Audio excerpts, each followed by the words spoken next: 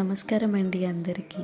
ముందుగా ప్రతి ఒక్కరికి కూడా మా మానస నృత్య కళా కేంద్రం వారి తరపున కార్తీక పౌర్ణమి శుభాకాంక్షలు.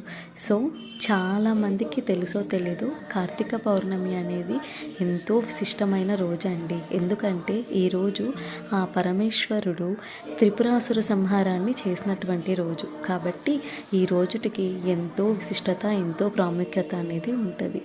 అందువల్లనే ప్రతి ఒక్కరూ కూడా ఈ కార్తీక పౌర్ణమి నాడు శివాలయంకి వెళ్ళి అక్కడ 365 ఒత్తులతో దీపాన్ని అనేది పెట్టేసి వస్తారన్నమాట.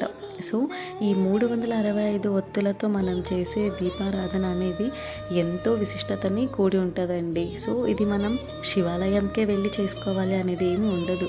మనకి అనుకూలంగా మన ఇంట్లో తులసి కోట దగ్గర చేసుకున్నా కూడా ఆ పరమేశ్వరుని ఆశీర్వాదం అనేది మనందరికీ ఉంటుందండి.